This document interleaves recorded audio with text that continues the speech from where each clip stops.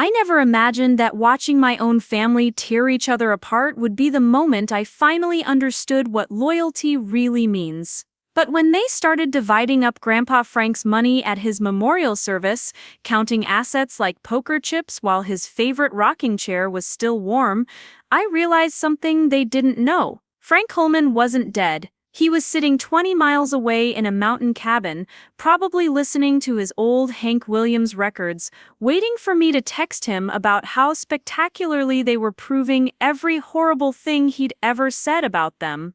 Before we jump back in, tell us where you're tuning in from, and if this story touches you, make sure you're subscribed, because tomorrow I've saved something extra special for you. The morning my mother Linda dropped me off at Frank Coleman's dairy farm, she didn't even turn off the engine. I was 9 years old, clutching a garbage bag full of clothes that smelled like cigarette smoke and broken promises. Linda leaned out the window of her rusted Honda Civic, her bleached hair catching the Vermont wind like straw, and said the words that would echo in my head for the next 23 years. "Frank's got more patience than me, Sarah. Maybe he can fix whatever's wrong with you." The car disappeared down Route 108, leaving me standing in a cloud of exhaust and uncertainty, staring at a man I'd only met twice at Christmas gatherings where everyone drank too much and argued about politics. Frank Coleman stood 6 feet tall in his worn Carhartt jacket, hands the size of dinner plates, and eyes that seemed to see straight through all the adult nonsense to something real underneath. He didn't rush toward me with false enthusiasm or empty promises about how fun this was going to be. Instead, he picked up my garbage bag like it weighed nothing, nodded toward the white farmhouse with green shutters, and said, "Well, Sarah, I suppose we'd better get you settled."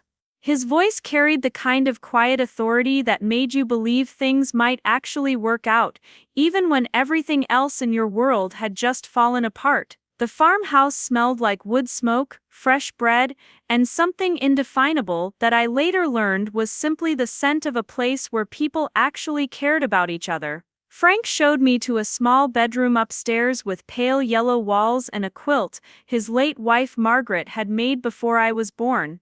The window looked out over rolling pastures where Holstein cows grazed peacefully, their black and white patterns like living puzzle pieces against the green grass. On the nightstand sat a small ceramic lamp shaped like a barn, and beside it, a leather-bound journal with blank pages. "Thought you might want to write down your thoughts," Frank said quietly. "Sometimes it helps to put words to feelings when everything feels tangled up inside." That first dinner we sat at a massive oak table that Frank had built himself 30 years earlier. The silence stretched between us, broken only by the tick of an old grandfather clock and the distant sound of cows lowing in the barn. Frank served pot roast and mashed potatoes from blue ceramic dishes, each portion generous but not overwhelming. He didn't ask about my parents, didn't pry into why I'd arrived with so little, didn't make any grand speeches about how things were going to be different now. Instead, he simply passed the salt and said, "Tomorrow I'll show you around the farm. Cows need tending every morning at 5:30, rain or shine. You don't have to help if you don't want to, but you're welcome to join me." The next morning I followed him to the red barn as the sun painted the mountains pink and gold. Frank moved through his morning routine with the precision of someone who'd been doing the same work for decades, but never in a way that felt rushed or mindless. He showed me how to check the water troughs, how to measure grain, how to recognize when a cow wasn't feeling well by the way she held her head. His hands were gentle with the animals, speaking to them in low, soothing tones that made even the most skittish heifer calm down. "Animals know when you're genuine," he told me as I nervously approached a particularly large cow named Bessie. "They don't care about your mistakes or where you came from, they just want to know if you're going to treat them with respect." Those first few weeks blended into each other like watercolors in the rain. Frank never made me feel like an obligation or a burden. When I broke his favorite coffee mug while trying to help with dishes, he simply swept up the pieces and said, "Margaret always said that mug was too fancy for everyday use anyway." When I got lost walking in the back pasture and came home 3 hours late with tears streaking my face, he just handed me a washcloth and asked if I'd seen any of the wild turkeys that had been hanging around the apple orchard. He had a way of making every mistake feel like a minor inconvenience rather than evidence of my fundamental inadequacy. School in Millbrook was different from the chaotic urban environment I'd left behind. Mrs. Henderson, my fourth-grade teacher, had kind eyes and infinite patience for a girl who'd arrived mid-semester with gaps in her education and walls built high around her heart. Frank attended every parent-teacher conference, sitting in those tiny plastic chairs designed for people half his size, listening carefully as Mrs. Henderson explained my progress. He never seemed embarrassed by my struggles with math or frustrated by my reluctance to speak up in class. Instead, he'd take me for ice cream afterward at Murphy's General Store and tell me stories about how he'd been terrible at spelling until he was 16, when his own grandfather finally taught him that learning isn't a race. The seasons on the farm moved with a rhythm that gradually became my heartbeat. Spring meant helping Frank repair winter damage to fences and watching calves take their first wobbly steps in the pasture. Summer brought long days of making hay and the sweet satisfaction of cold lemonade in the shade of the big maple tree beside the house. Fall meant harvesting the vegetable garden Frank had taught me to tend, canning tomatoes and green beans for the winter months ahead. Winter was quiet time, when we'd sit by the wood stove in the evening, Frank reading agricultural journals while I worked on homework or wrote in the journal he'd given me that first day.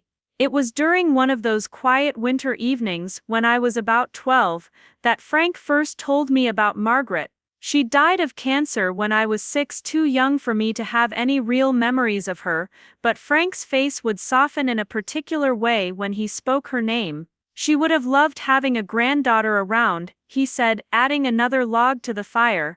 Margaret always said this house felt too quiet with just me rattling around in it. He pulled out a photo album I'd never seen before, filled with pictures of a woman with kind eyes and a generous smile, often wearing an apron covered in flour or garden dirt on her knees. She taught me that love isn't something you say, it's something you do, day after day, especially when it's hard. By the time I turned 13, the question of my parents' return had faded from daily worry to occasional wonder. Linda would call sporadically, usually around holidays, her voice bright with artificial cheer as she asked how I was doing and promised to visit soon. These conversations always left me feeling hollow and confused, like trying to have a meaningful relationship with a television commercial. Frank never spoke badly about my parents, but I could see something tighten around his eyes whenever Linda's name came up. Tom, my biological father, sent birthday cards with $20 bills inside, signed with generic messages like "Hope you're well," that could have been written to anyone. The summer I turned 14, Frank taught me to drive the old pickup truck around. Preparing and narrating this story took us a lot of time, so if you are enjoying it, subscribe to our channel. It means a lot to us. Now back to the story. Around the farm's dirt roads. My legs barely reached the pedals, but he patiently adjusted the seat and showed me how to work the clutch without stalling the engine. "Driving's about more than getting from one place to another," he said as I jerked and lurched through the pasture. "It's about understanding that you're in control of something powerful, and that means you've got to pay attention and think ahead." Those driving lessons became some of our best talking times, windows down, radio playing classic country, Frank pointing out landmarks and sharing stories about the farm's history that went back 3 generations. High school brought new challenges and opportunities. I joined the Future Farmers of America, partly because Frank encouraged it and partly because I'd genuinely fallen in love with agricultural science. My FFA project was developing a more efficient feeding system for dairy cows, something that combined my growing understanding of animal behavior with practical engineering skills Frank had been teaching me in his workshop. The project won second place at the state competition, and Frank's pride was so obvious that other parents started asking who my grandfather was and commenting on how lucky I was to have such a supportive family member. It was around this time that I began to understand the financial reality of Frank's situation. Coleman Dairy Farm wasn't just a small family operation, it was a genuinely successful business that supplied organic milk and cheese to restaurants and specialty stores throughout central Vermont. Frank owned not just the 85 acres of the main farm but several other parcels of land that he rented to neighboring farmers. The business was profitable, the property valuable, and Frank was sitting on what amounted to a significant fortune that he lived like a man who shopped for clothes at farm supply stores and considered dinner at the local diner a fancy night out. "Money's a tool, Sarah," he told me one evening as we went over the farm's books together, something he'd started including me in as I got older. "It's not good or bad by itself, but it shows you real quick what kind of person someone is. Some folks think having money means you're worth more, and not having it means you're worth less, but the only thing money really does is give you choices. The question is what you choose to do with those choices." He showed me the accounts, the investments, the careful planning he'd done to ensure the farm's long-term sustainability. "Everything I've built here, everything Margaret and I worked for, it's meant to keep going after I'm gone. The land, the business, the life we created, it's bigger than just one person." My senior year of high school, Linda finally visited. She arrived unannounced on a Saturday morning in October, driving a newer car and wearing clothes that probably cost more than Frank spent on groceries in a month. Her hair was professionally colored now, and she'd lost weight in that particular way that suggested expensive interventions rather than healthy lifestyle changes. She hugged me awkwardly, holding me at arm's length like she was afraid I might be contagious with something, and immediately began talking about how much I'd grown and how mature I looked, and how proud she was of everything I'd accomplished. The words felt rehearsed, like she'd practiced them on the drive up. Frank was polite but distant, offering Linda coffee and asking neutral questions about her drive and her health. You could cut the tension with a knife, but it was a quiet Vermont kind of tension, buried under layers of good manners and careful courtesy. Linda kept glancing around the farmhouse like she was taking inventory, commenting on improvements Frank had made and asking casual questions about property values in the area. After a few hours, she announced that she had to get back to the city for work, hugged me again with that same artificial enthusiasm, and promised to stay in better touch. Her car had barely disappeared down the driveway before Frank shook his head and muttered, "That woman never could see past the end of her own nose." College was Frank's idea, though he presented it as mine. "You've got a mind that needs more challenges than this farm can give you," he said during my junior year of high school. "Margaret always said education is the one thing nobody can ever take away from you." He'd been quietly setting aside money for my tuition, researching schools with strong agricultural programs, and networking with other farmers who'd sent their children to college. The University of Vermont offered me a partial scholarship based on my FFA work, and Frank covered the rest without ever making it feel like a burden or an obligation he wanted repaid. Those 4 years in Burlington were transformative in ways I hadn't expected. I majored in sustainable agriculture with a minor in business administration, spending summers back on the farm, implementing new techniques and technologies I'd learned in school. Frank was endlessly curious about my classes, asking detailed questions about soil science and organic certification processes and marketing strategies for small farms. But more than that, college gave me perspective on how unusual my upbringing had been, how rare it was to have an adult who believed in you unconditionally and supported your dreams without trying to live them for you. It was during my sophomore year that I met David Mitchell. He was a forestry major from New Hampshire, studying sustainable timber management, and he understood rural life in a way that most of my classmates didn't. David had grown up on his family's tree farm, knew the satisfaction of physical work, and the particular pride that comes from taking care of land that's been in your family for generations. When I brought him home to meet Frank during spring break, the two of them spent hours walking the property lines, David asking thoughtful questions about pasture rotation, and Frank sharing decades of accumulated wisdom about reading weather patterns and understanding animal behavior. Frank's approval of David wasn't loud or dramatic, it showed up in small ways. He started setting 3 places at the dinner table when David visited. He included David in conversations about farm improvements and asked his opinion on forestry management for the woodlot behind the back pasture. Most telling of all, Frank started teaching David the same skills he'd taught me, showing him how to fix fence posts and operate the equipment and understand the particular rhythms of dairy farming. That young man's got good hands and a good heart. Frank told me one evening, after David had spent the day helping repair the barn roof, "Those are the 2 things that matter most in a partner." David and I were married 2 years after graduation, in a simple ceremony in the backyard of the farmhouse. Frank walked me down an aisle, made of hay bales covered with Margaret's quilts, and the reception was held in the barn, with tables made from sawhorses and plywood. It was exactly the kind of wedding I'd dreamed of since I was a little girl, surrounded by people who actually cared about our happiness, rather than just showing up for the party. Frank's toast was characteristically brief. "Sarah and David," he said, raising his glass of homemade cider, "marriage is like farming.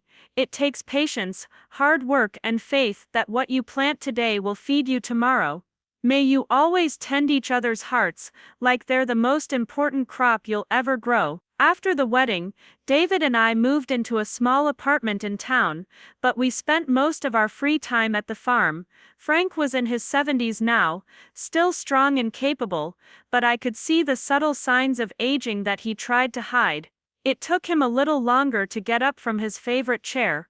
He needed reading glasses for the first time. He'd started asking me to handle more of the business paperwork, claiming his handwriting was getting too shaky for important documents.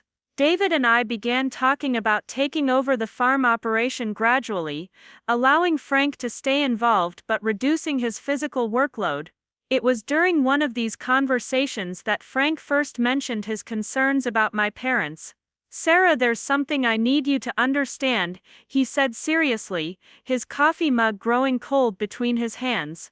"When I'm gone, Linda and Tom are going to come around asking about inheritance. They've never shown any interest in this place, or in you beyond what was convenient for them, but money has a way of bringing out people's true colors. I've seen it happen to other families, and I won't have them picking apart everything we've built here like vultures on roadkill." Frank had been working with Patricia Winters, the only lawyer in Millbrook, to ensure his estate would be protected from exactly the kind of family fighting he was worried about.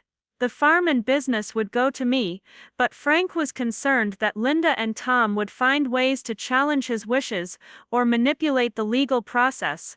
"Your mother's always been clever about getting what she wants," Frank said grimly, "and your father's the kind of man who thinks every problem can be solved if you just throw enough lawyers at it." What Frank told me next changed everything. He'd been diagnosed with early-stage heart disease 6 months earlier. The doctor said it was manageable with medication and lifestyle changes, but Frank was 74 years old and realistic about his mortality. "I'm not planning on dying tomorrow," he said quickly, seeing the alarm in my face. "But I am planning on dying someday, and I want to do it on my own terms, not with Linda and Tom circling like sharks, waiting for me to get weak enough for them to take advantage of." The plan Frank outlined was so audacious, so completely unlike anything I would have expected from my conservative rule-following grandfather, that I thought he was joking at first. He wanted to fake his own death, Not permanently, he assured me, but long enough to see how my parents would react to his passing, long enough to document their true motivations and protect the farm from their interference. I've got that old hunting cabin up on Potter Mountain, he explained. It's got solar power, a wood stove, enough supplies to last months if needed. Nobody goes up there except during deer season, and that's not for another 8 months. The more Frank explained, the more sense it made in a twisted, brilliant way. If he simply died of natural causes, Linda and Tom would immediately begin legal proceedings to challenge his will, claiming undue influence, or diminished capacity, or any number of other strategies designed to get their hands on his money. But if they thought he was dead, and began revealing their true intentions publicly, Frank would have evidence of their mercenary motivations that could be used to protect his estate permanently.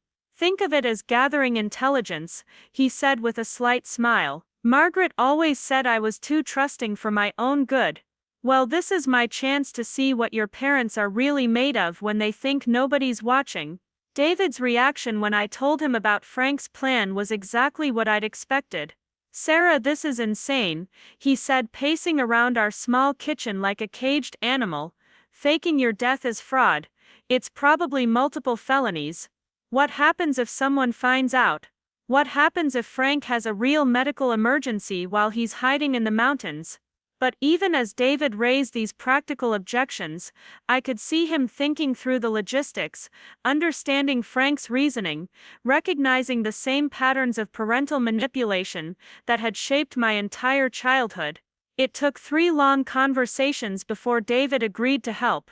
What finally convinced him wasn't Frank's legal reasoning or my emotional appeals, but a phone call from Linda that came in the middle of our debate. She'd heard through some family network that Frank had been to the doctor recently, and she was suddenly very concerned about his health, and very interested in visiting again soon. I just want to make sure Daddy's taking care of himself, she said with saccharine concern. At his age anything could happen, and I'd never forgive myself if something happened and we hadn't had a chance to reconnect. The call lasted 20 minutes, and Linda spent at least half of it asking subtle questions about Frank's finances and the farm's operation. Frank's fake death was scheduled for a Tuesday morning in March, when the weather was still cold enough to make mountain travel difficult, but not impossible. David and I drove up to the hunting cabin the night before, bringing supplies and helping Frank get settled in his temporary hideout. The cabin was more comfortable than I'd expected, with a propane generator for electricity, a well-stocked pantry, and even a small television with a satellite dish for news and entertainment. Frank had been planning this for months, quietly stockpiling everything he'd need for an extended stay. The morning of his death, Frank was supposed to have a heart attack while doing morning chores. David would discover the body when he came by for his regular Tuesday visit, call the ambulance, and handle all the initial crisis management. Frank would actually be hiking up to the cabin through the back trails, carrying a backpack with the last of his personal items, and leaving no trace of his escape route. The timing had to be perfect. David needed to wait long enough after Frank's departure to make the timeline believable, but not so long that anyone else might stumble onto the scene. I've never been so nervous in my life as I was that Tuesday morning. I was at work, trying to act normal while my phone buzzed with David's updates. Frank's heading out now. Coast is clear. Making the call. When David's call came into my office, his voice shaking with what sounded like genuine grief, I almost believed for a moment that something had gone wrong, that Frank had actually had a heart attack. Sarah, you need to get to the farm right away, David said, his voice breaking in all the right places. It's Frank. I'm so sorry. The ambulance arrived within 15 minutes, their sirens echoing off the mountains like a morning song. I drove to the farm with my hands gripping the steering wheel so tightly my knuckles went white, practicing the shock and grief I was supposed to feel. When I pulled into the familiar gravel driveway, and saw the emergency vehicles clustered around the red barn, the flashing lights painting everything in surreal colors, part of me forgot this was all performance. The sight of EMTs loading what looked like Frank's body onto a stretcher made my stomach lurch, even knowing it was just blankets and pillows arranged to look convincing from a distance. David met me at the farmhouse door, his face pale and his hands shaking in what appeared to be genuine shock. He pulled me into his arms, whispering reassurances that only I could hear. He made it to the cabin safely, he murmured against my hair. Everything went according to plan, but his voice carried a tremor that suggested even he was struggling with the magnitude of what we'd just set in motion.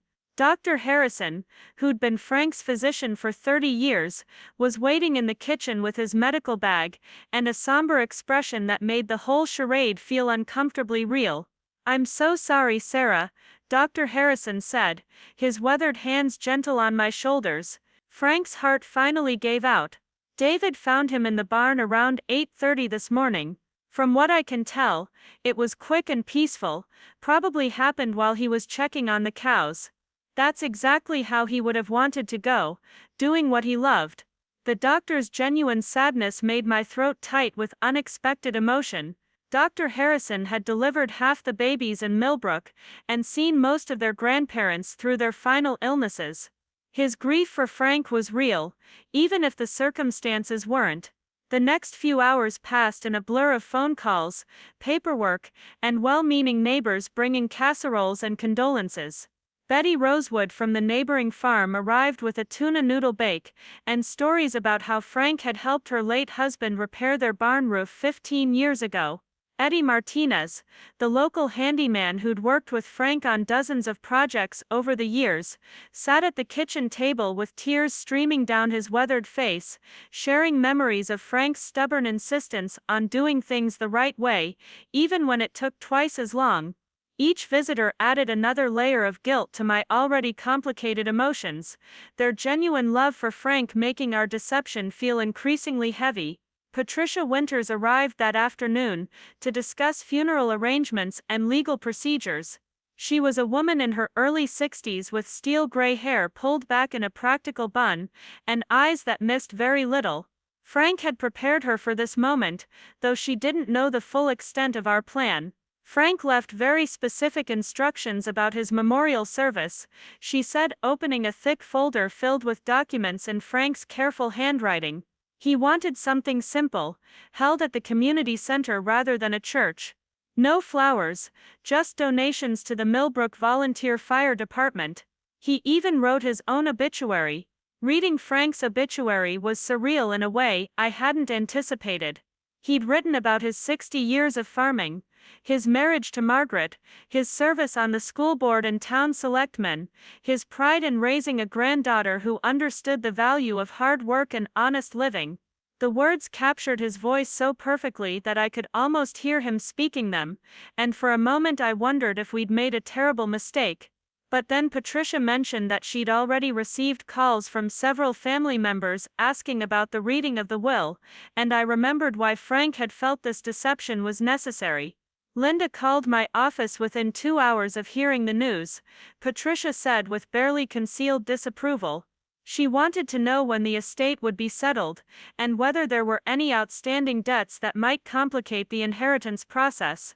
She seemed less concerned about funeral arrangements than about getting copies of all financial documents as quickly as possible. Tom had been equally transparent in his priorities, asking detailed questions about the farm's assessed value and whether Frank had maintained adequate insurance coverage on the property and equipment.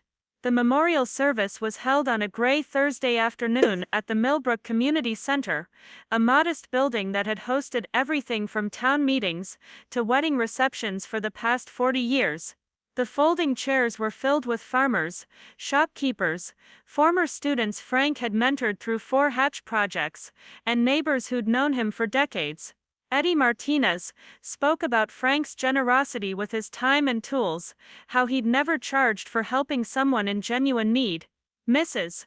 Henderson, my old 4th-grade teacher, shared stories about Frank's involvement in the school's agricultural education program and his quiet donations to ensure that children from struggling families could participate in field trips and special projects. I sat in the front row between David and Patricia Winters, listening to person after person describe the Frank Coleman I'd known and loved, the man who'd taken in a scared 9-year-old and given her a foundation of unconditional love and practical wisdom. The weight of our secret pressed down on my chest like a physical presence, making it hard to breathe normally. Every kind word, every genuine tear, every story about Frank's impact on their lives added to the growing mountain of guilt that threatened to overwhelm my resolve. Linda and Tom arrived halfway through the service, slipping into the back row with the studied casualness of people who wanted their presence noted but didn't want to appear too eager. Linda wore a black dress that was obviously expensive, her makeup perfect despite the tears that occasionally traced down her cheeks at dramatically appropriate moments.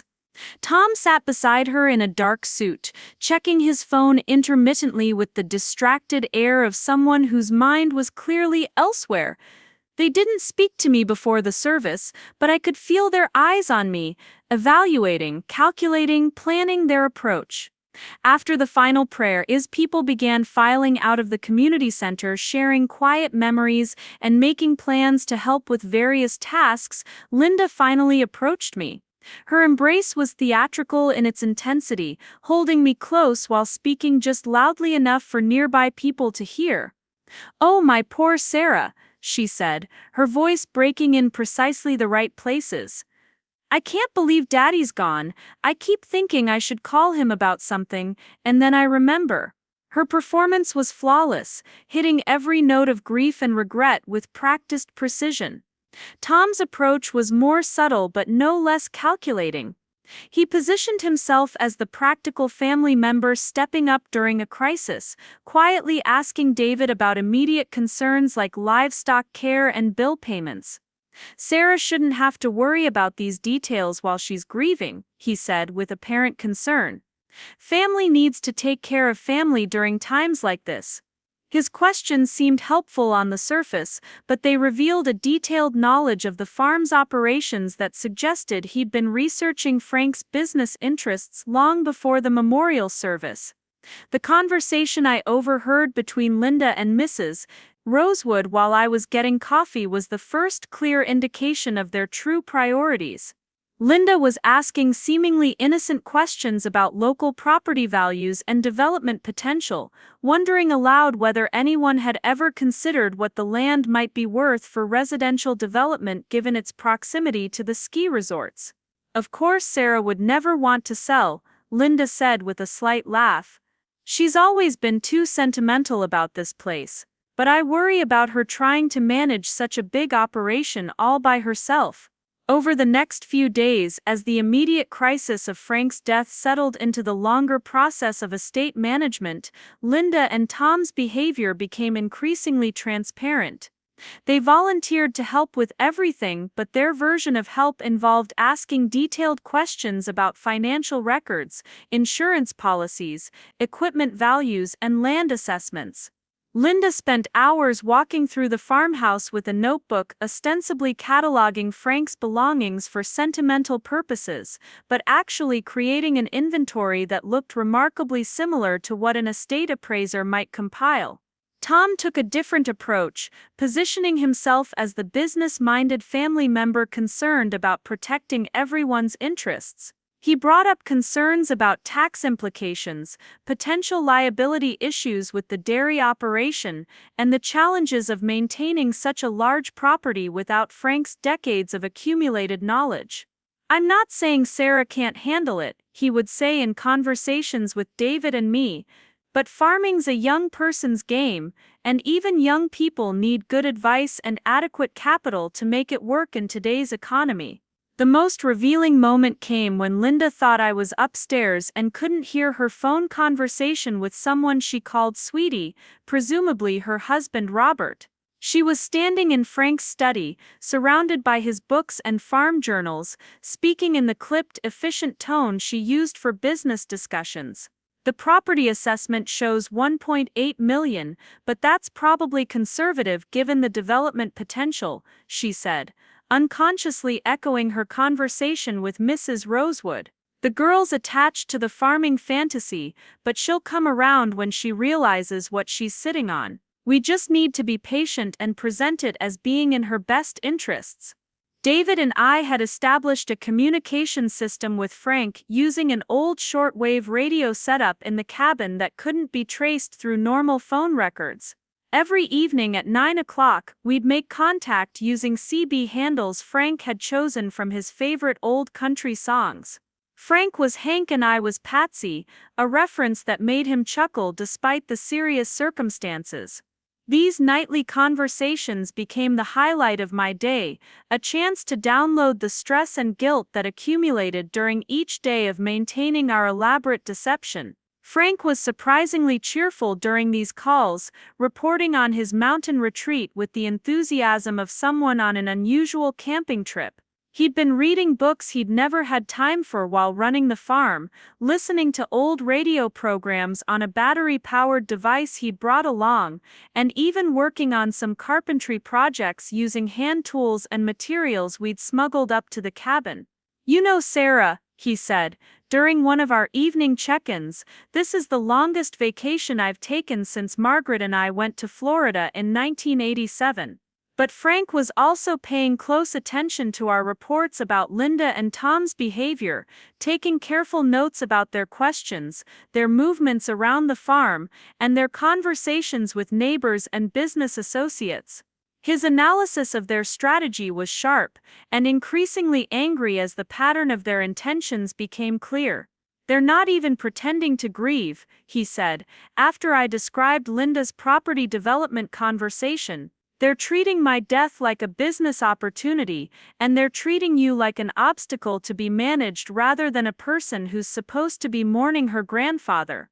The legal wheels began turning with characteristic small-town efficiency. Patricia Winters scheduled the official reading of Frank's will for the following Monday, giving all interested parties time to arrange their schedules and prepare for what everyone assumed would be a straightforward transfer of assets from grandfather to granddaughter. Linda and Tom both confirmed their attendance immediately, along with their respective attorneys, which struck Patricia as premature but not entirely surprising given the size of Frank's estate. During the days leading up to the will reading, I found myself spending more time than usual in Frank's workshop, surrounded by the tools and projects that had shaped so much of my childhood and adolescence. The familiar smell of sawdust and machine oil was comforting, but it also made Frank's absence feel more acute. David would find me there in the evenings, sitting on Frank's workbench stool, and staring at the pegboard where he'd organized his hand tools with obsessive precision. "I keep thinking about all the things he taught me in this room," I told David one evening as we sat together among Frank's projects. "Not just carpentry and mechanics, but patience and persistence and the satisfaction of fixing something that's broken. He never made me feel stupid for asking questions or clumsy when I dropped tools, or frustrated when projects didn't turn out right the first time." The workshop had been Frank's classroom, but it had also been his way of showing love without having to find complicated words for emotions that ran deeper than most people could understand. David understood because he'd experienced Frank's teaching methods himself during our courtship and marriage. Frank had shared his knowledge generously, but never in a way that made you feel like you were being lectured or tested. He would demonstrate a technique once, then hand you the tool and let you figure out the details through trial and error, offering gentle corrections when needed, but mostly just staying close enough to prevent serious mistakes. "He was the most patient teacher I ever had," David said, running his fingers over the surface of Frank's workbench. "And he never made me feel like I was intruding on something that was just between you and him." The night before the will reading, I called Frank during our regular 9 o'clock check-in, needing to hear his voice and receive whatever reassurance he could offer from his mountain hideout. "Tomorrow's the big day, Patsy," he said in his calm, steady tone. "Are you ready for what's coming?" I told him I thought so, but the truth was that I felt like I was standing at the edge of a cliff, about to step into empty air and hope that Frank's carefully constructed plan would be strong enough to catch me when I fell. Frank's voice carried a mixture of sadness and determination that I'd never heard before. "Sarah, I need you to remember something tomorrow when things get difficult. Everything I did, everything we're doing now, it's about protecting what we built together. This farm, this life, this family that we chose to be rather than the one that biology handed us. Your parents are going to say and do things tomorrow that will hurt, but I need you to remember that their words can't change who you are or what we mean to each other." The morning of the will reading dawned gray and drizzly, typical March weather in Vermont, that seemed to match the mood of everyone involved. Patricia Winters had arranged to use the conference room at the bank,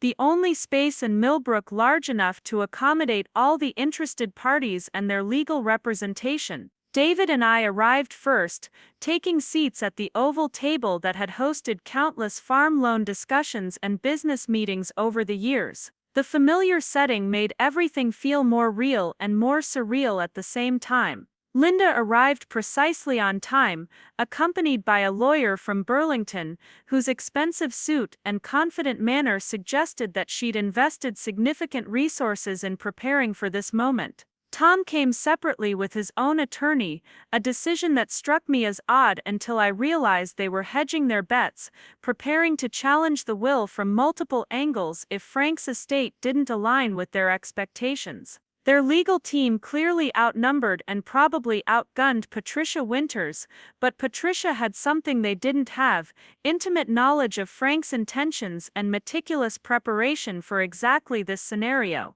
As we settled around the conference table, the tension was thick enough to cut with a knife. Linda kept glancing around the room, like she was memorizing details for future reference, while Tom maintained his businessman facade, checking his phone, and making small talk with his attorney about market conditions and investment strategies. Their lawyers spread documents across the table with the efficient movements of people who'd done this many times before, preparing for a battle they clearly expected to win. Patricia Winters called the meeting to order with formal precision, reading from prepared notes that outlined the legal requirements for will readings and the rights of all parties involved. She explained that Frank's will was relatively straightforward, but that certain provisions might require additional explanation and discussion.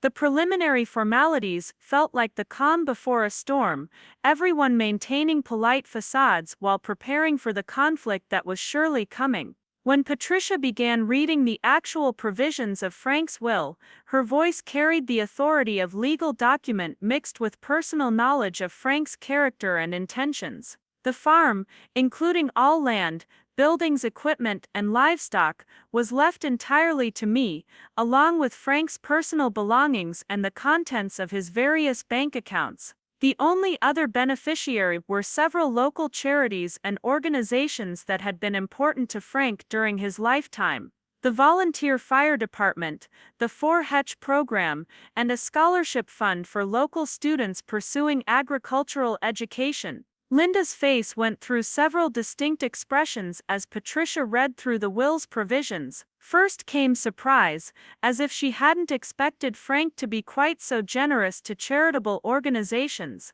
Then calculation, as she mentally subtracted those donations from the total estate value. Finally, barely controlled anger as she realized that neither she nor Tom was mentioned anywhere in the document, except in a brief clause, specifically stating that Frank's decision to leave his estate to his granddaughter was final, and reflected his assessment of what would best serve his family's long-term interests. Tom's reaction was more controlled but equally revealing. He took notes throughout Patricia's reading, occasionally whispering to his attorney and asking for clarification about specific legal terms and procedures. His questions revealed a sophisticated understanding of estate law and inheritance challenges, suggesting that he'd been preparing for this moment much longer than his recent expressions of concern would indicate. When Patricia finished reading the main provisions, Tom immediately asked about the timeline for probate and whether there were any mechanisms for contesting specific elements of the will.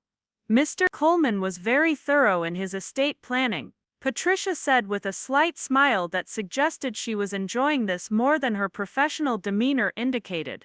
He anticipated that some family members might have questions about his decisions, so he prepared detailed documentation explaining his reasoning and legal justification for the distribution he chose. She pulled out a thick folder that I recognized as Frank's handwriting, though I'd never seen these particular documents before. The letter Frank had written to accompany his will was addressed to my family, but it was clear from the content that he meant it primarily for Linda and Tom. Patricia read it aloud in her clear professional voice, but I could hear Frank's distinctive cadence and blunt honesty in every sentence. He explained that his decision to leave everything to Sarah reflected not just his love for her, but his assessment of who would honor the legacy he and Margaret had built together. He acknowledged that some family members might feel this was unfair, but he pointed out that fairness needed to be measured over decades rather than moments. Sarah came to me when she was 9 years old, Frank had written, abandoned by parents who decided that raising a child was too inconvenient for their lifestyle choices. She didn't ask to be dumped on my doorstep, and I didn't plan to spend my retirement years raising a granddaughter. But sometimes life gives you exactly what you need, even when it's not what you expected. Sarah became the daughter I never had and the partner I needed to keep this farm running. She earned every acre of this land and every dollar in his bank accounts through 23 years of showing up, working hard, and treating this place like it mattered. The room was dead silent as Patricia continued reading Frank's explanation of his decision. He addressed Linda and Tom directly, pointing out that their sudden interest in his welfare and estate planning was transparently motivated by financial opportunity rather than genuine family concern. You signed away your parental rights, he wrote, but more importantly, you signed away your parental responsibilities. You can't abandon a child for 2 decades and then expect to be treated like loving family members when there's money involved. Linda's composure finally cracked as Patricia read Frank's final paragraph. I hope someday you'll understand that family is something you build through daily choices, not something you inherit through biological accident. Sarah built a family with me through years of shared work, mutual respect, and unconditional commitment. If you want to challenge this will, you have that legal right. But you should know that I've spent considerable time and resources preparing for exactly that possibility, and I'm confident that my wishes will be honored exactly as I've written them. The explosion came exactly as Frank had predicted it would. Linda slammed her hand on the conference table hard enough to make the water glasses jump, her carefully maintained composure disintegrating like wet tissue paper. This is absolutely ridiculous, she snarled, all pretense of grief vanishing in an instant. That manipulative old man poisoned her against her own family. Sarah was just a child when she came to live with him. She doesn't understand what real family means because he filled her head with lies about us. Her attorney, a sharp-faced man named Collins, who'd driven up from Burlington specifically for this meeting, immediately began outlining their options for challenging the will. Mental competency evaluations, undue influence claims, improper estate planning procedures, he rattled off like items on a grocery list. We can argue that Mr. Coleman's advanced age and social isolation made him susceptible to manipulation by interested parties. The way he looked at me when he said interested parties made it clear that I was being positioned as the villain in their narrative. Tom took a different approach, switching into the reasonable businessman persona that had probably served him well in corporate negotiations. Sarah, nobody's questioning your grandfather or your love for him, he said in the patronizing tone people use when they're about to suggest something completely unreasonable while pretending it's for your own good. But let's be practical here. You're 25 years old with no significant business experience.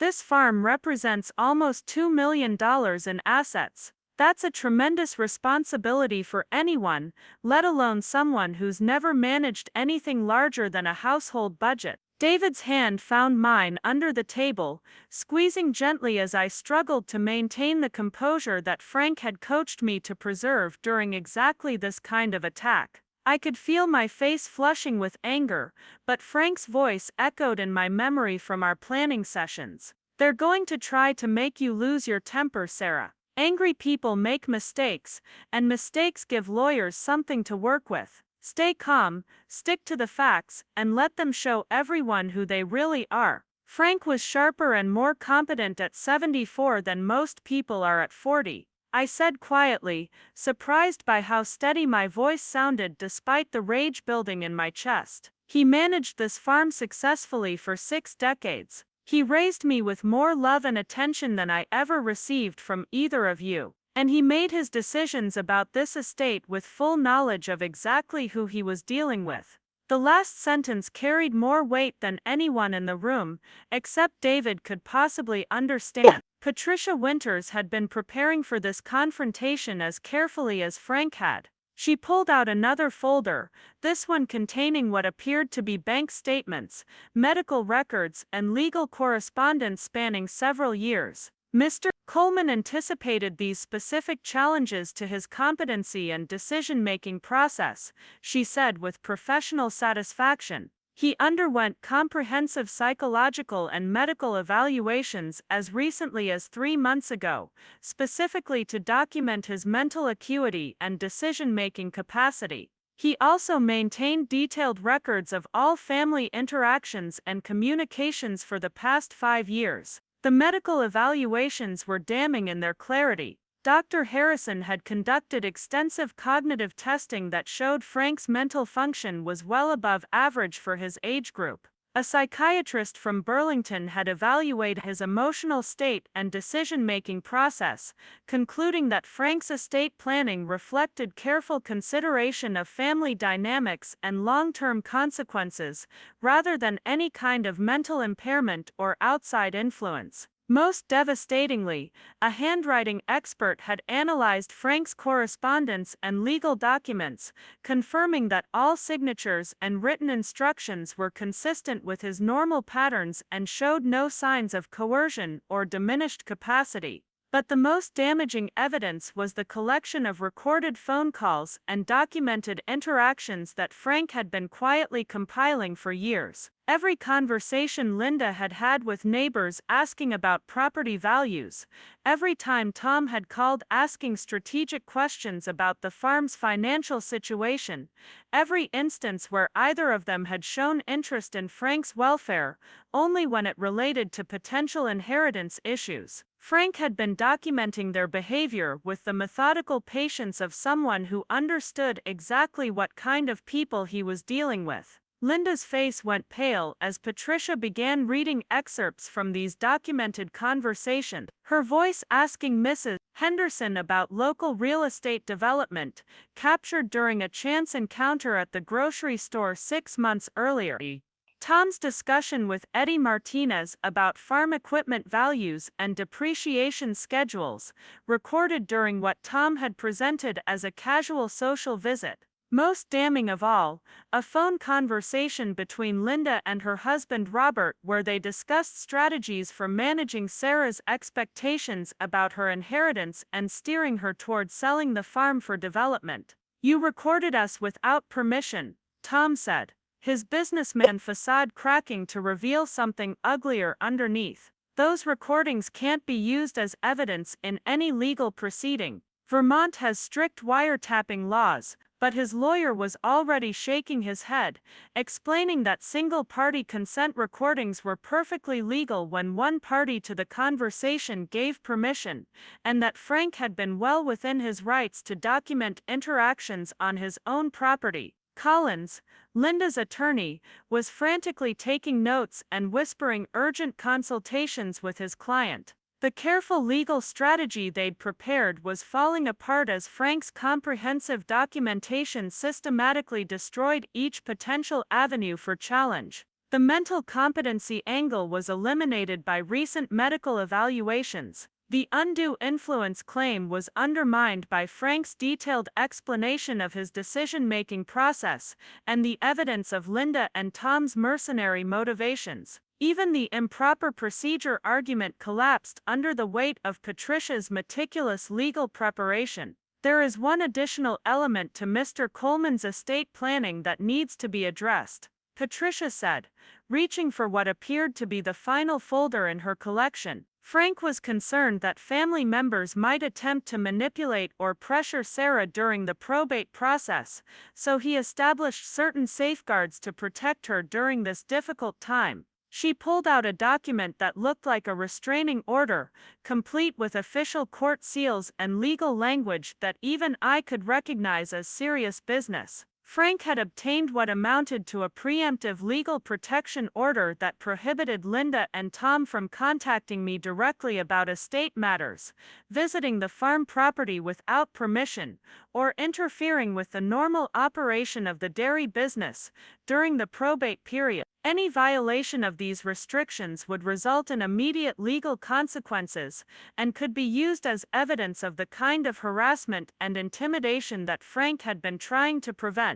The order was temporary, lasting only until the estate was officially settled, but it effectively prevented them from using pressure tactics or emotional manipulation during the most vulnerable period of the process. "This is insane," Linda shrieked, her voice rising to a pitch that made everyone in the room wince. "He's controlling us from beyond the grave. This isn't about protecting Sarah, this is about punishing us for not being the kind of family he wanted us to be." Her mask had slipped completely now, revealing the entitled, bitter woman who'd been hiding behind performances of maternal concern and grief.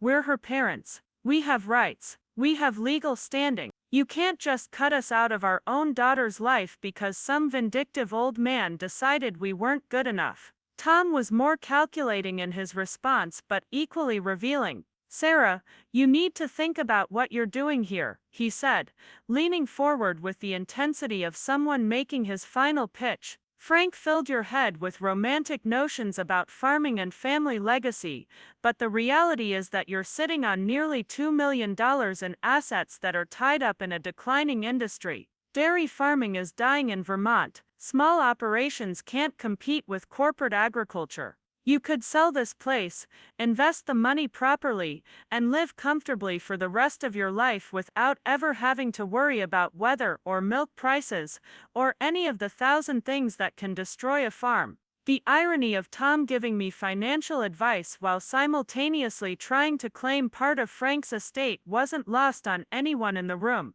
His concern for my financial welfare was transparently motivated by his desire to liquidate assets that he considered partially his by right of biology. He wasn't offering to help me run the farm, or learn the business, or build on what Frank had created. He was offering to help me destroy it in the most profitable way possible, with the obvious implication that he expected to benefit from that destruction. David finally spoke up, his voice carrying a quiet authority that seemed to surprise everyone except me. "Mr. Coleman, Mrs. Hayes, I think you're misunderstanding something fundamental about this situation," he said, using the formal names that put distance between us and any pretense of family warmth. "Sarah isn't some naive child who inherited something she can't handle. She's been Frank's partner in this operation for 15 years. She knows more about dairy farming, agricultural finance, and land management than most people who've been in the business their entire lives. Frank didn't leave her this farm because she was convenient or manipulable. He left it to her because she earned it." The truth of David's statement was evident in ways that Linda and Tom couldn't begin to appreciate. I'd been handling the farm's bookkeeping since I was 16, managing vendor relationships since I was in college, making operational decisions about herd management and pasture rotation since I'd graduated and moved back to Millbrook. Frank hadn't been running a one-man operation that I'd inherited by accident. He'd been building a partnership that would survive his retirement and eventually his death, preparing me to take over an enterprise that I understood from the ground up. Patricia Winters wrapped up the will reading with professional efficiency, explaining the timeline for probate and the procedures for transferring assets and legal ownership. The process would take several months, during which the farm would continue operating under my management with David's assistance. Linda and Tom's attorneys could file whatever challenges they wanted, but based on Frank's preparation and documentation, Patricia was confident that his wishes would be honored exactly as he'd written them. As the meeting broke up, Linda made one final attempt at emotional manipulation. "Sarah, honey, I know you're angry with us right now," she said, trying to recapture the maternal warmth she'd performed so convincingly during the memorial service. "But we're still your family. We're still your parents. Frank's gone now, and we're all you have left. Don't let his bitterness poison your heart against the people who brought you into this world." The performance was flawless in its calculation, designed to make me feel guilty for choosing Frank's love over their biological claim. But I'd spent 23 years learning to recognize the difference between authentic emotion and strategic performance. Linda's tears were real, but they weren't tears of grief or regret or even frustration. They were tears of rage from someone who'd been outmaneuvered by a man she'd underestimated, someone who'd discovered that her careful plans had been anticipated and countered by someone who understood her better than she understood herself. Frank had been right about everything, and that realization was finally sinking in as the legal reality of her situation became undeniable. Walking out of the bank into the gray March afternoon felt like emerging from a battlefield. David and I drove home in silence, both of us processing the intensity of what we'd just experienced and the magnitude of what was still to come. The legal challenges were just beginning, and Linda and Tom weren't the kind of people who would accept defeat gracefully.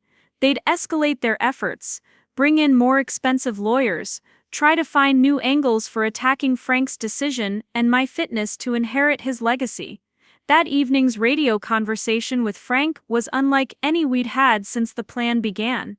His voice carried a mixture of satisfaction and sadness as I described the will reading and Linda and Tom's reactions. "They showed their true colors exactly the way I knew they would," he said, but there was no triumph in his tone. "I wish I'd been wrong, Sarah.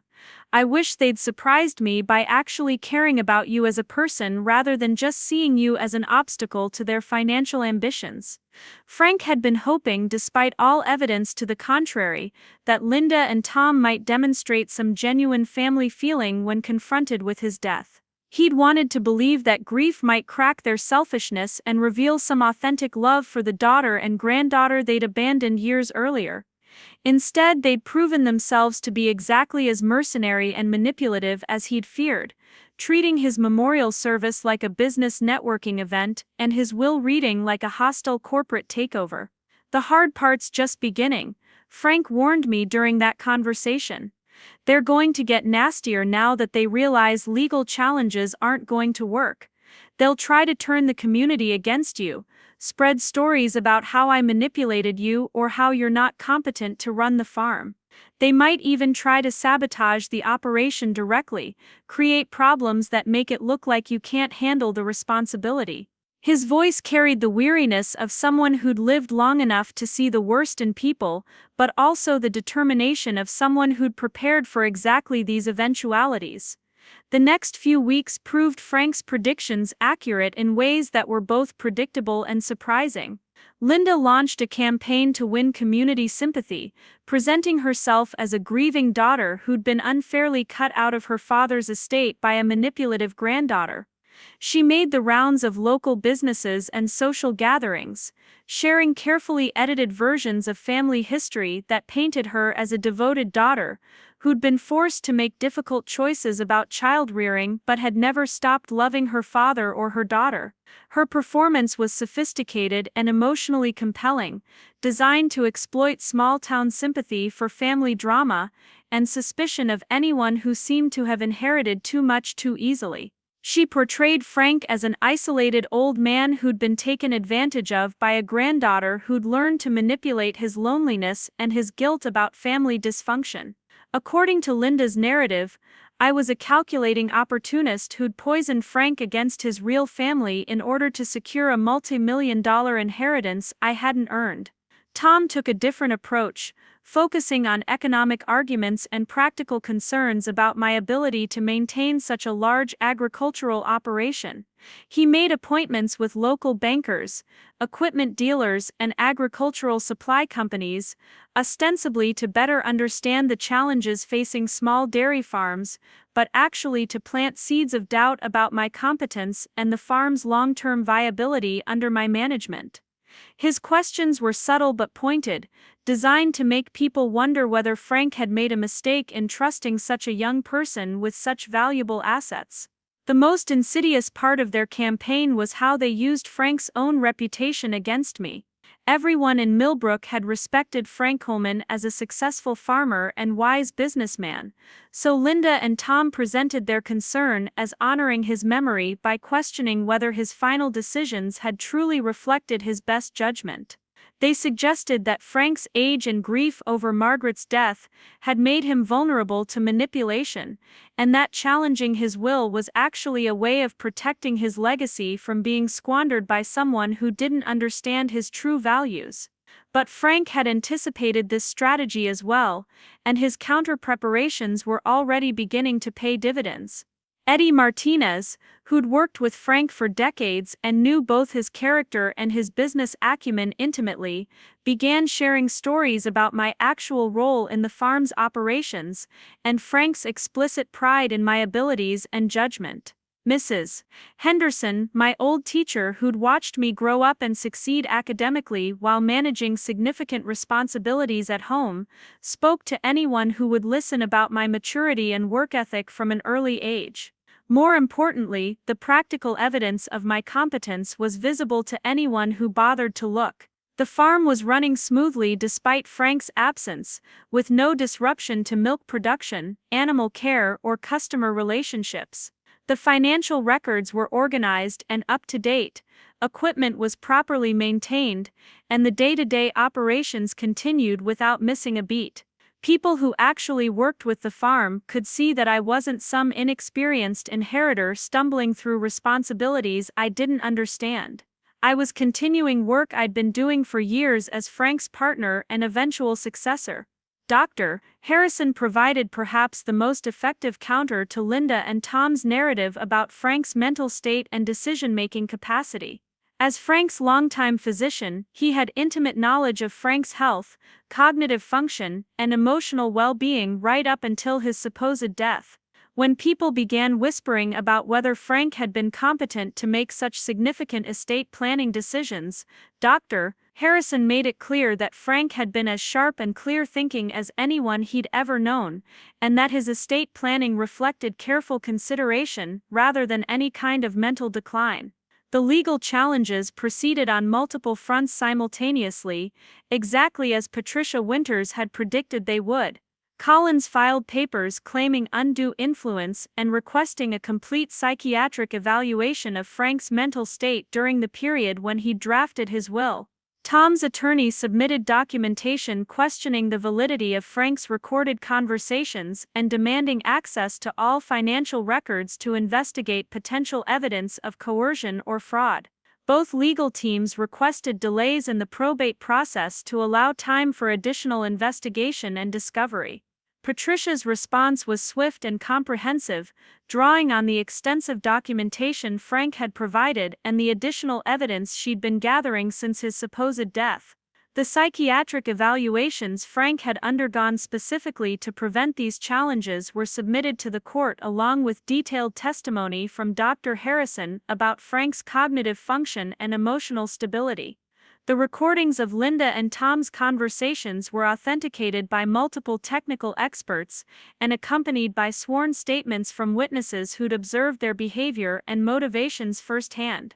Most devastatingly, Patricia submitted a comprehensive timeline of Linda and Tom's interactions with Frank over the past 5 years, documenting their pattern of contact that correlated directly with their perceived opportunities for financial gain.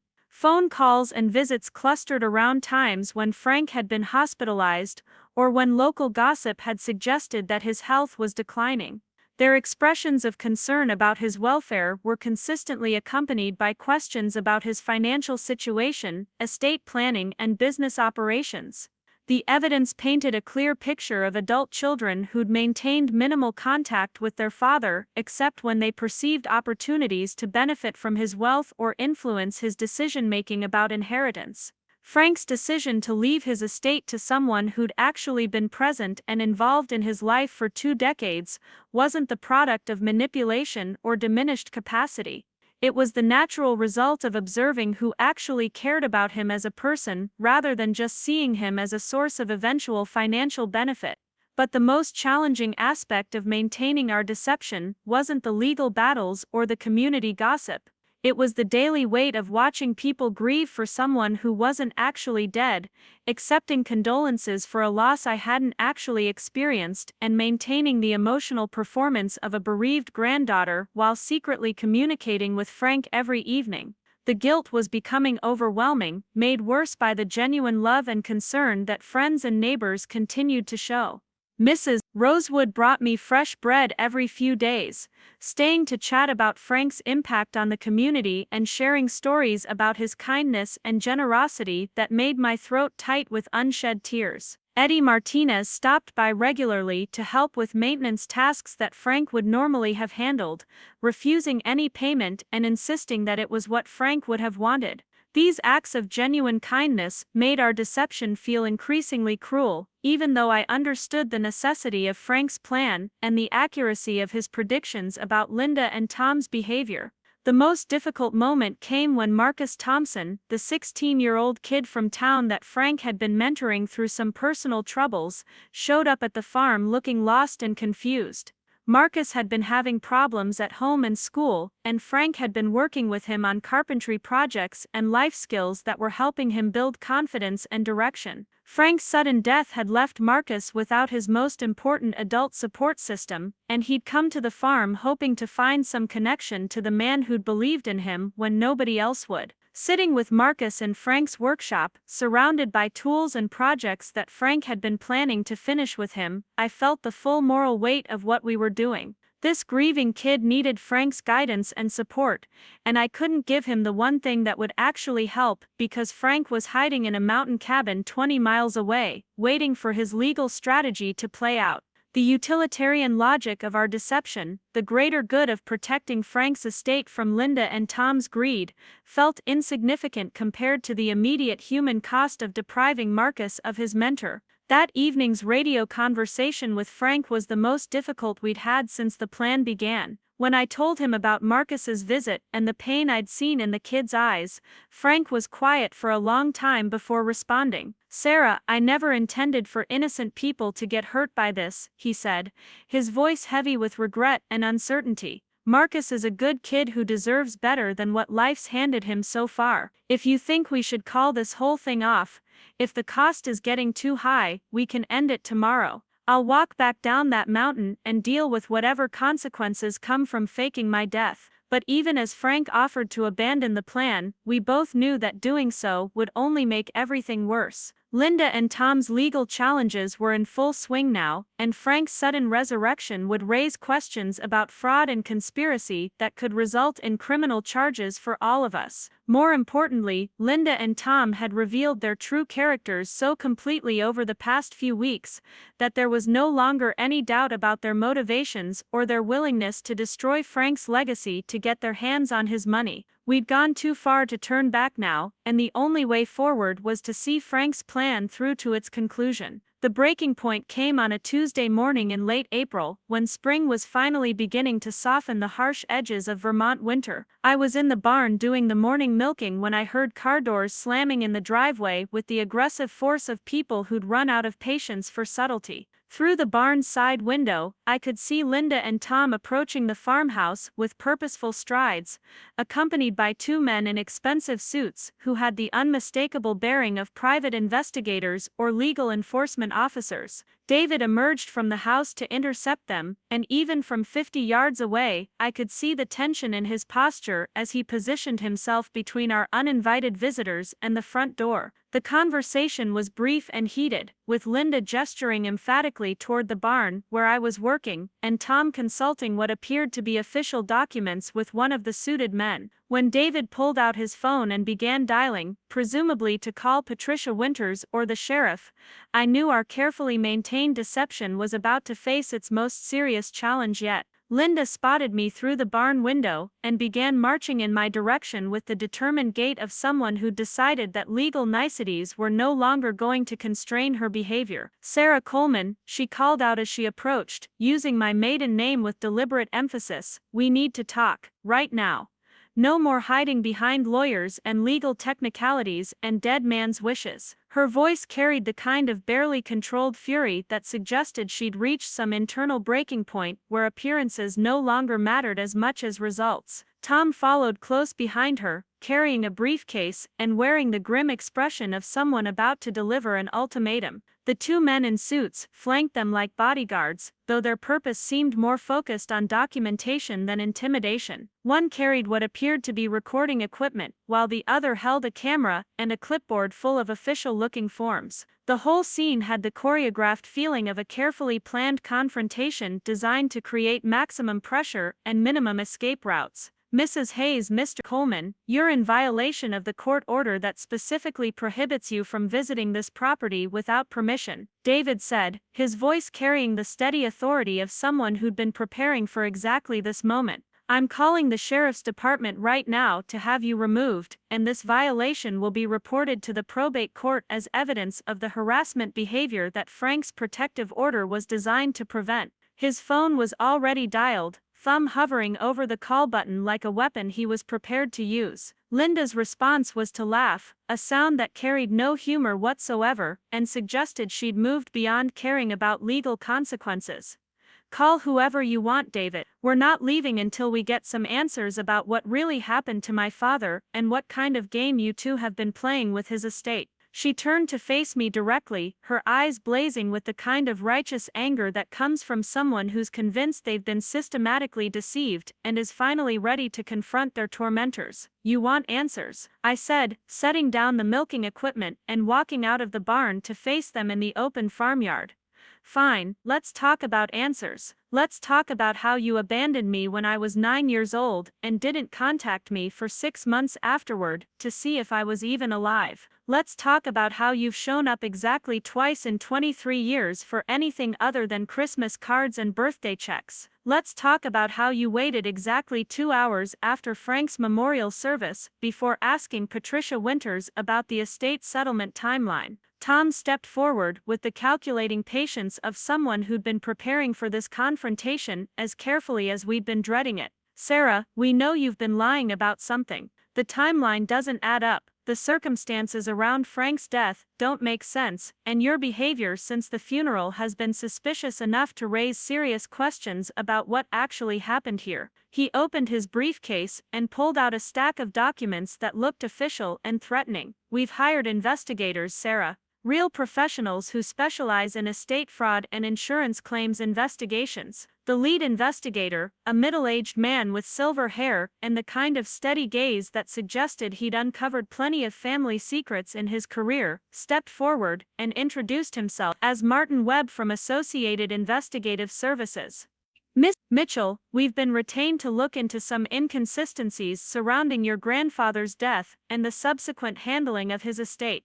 We'd appreciate the opportunity to ask you some questions about the timeline and circumstances of Mr. Coleman's passing." Webb's questions were precise and probing, designed to identify gaps and contradictions in the story David and I had been telling for the past 6 weeks. He wanted to know about Frank's health in the days before his death, about our activities and whereabouts on the morning he supposedly died, about the specific details of David's discovery of the body and the emergency response that followed. Each question was carefully calibrated to test our preparation and look for the kind of inconsistencies that would suggest deception or coordination. But Frank had anticipated exactly this kind of professional scrutiny, and our story had been constructed with the kind of meticulous attention to detail that comes from having months to prepare and an experienced farmer's understanding of how investigations actually work. Every element of our narrative was supported by documentation, witness statements, and physical evidence that had been carefully preserved and strategically revealed. Webb's questions were thorough and professional, but they couldn't penetrate a deception that had been planned with the same methodical precision Frank brought to every aspect of his life.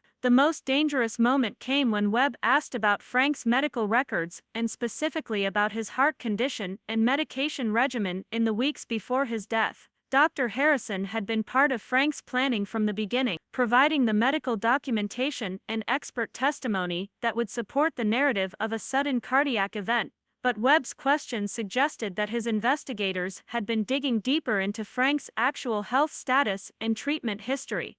Mr. Coleman's cardiologist in Burlington has no record of any significant changes in his condition or medication that would suggest an imminent cardiac event, Webb said, consulting his notes with the methodical precision of someone who'd done this investigation many times before.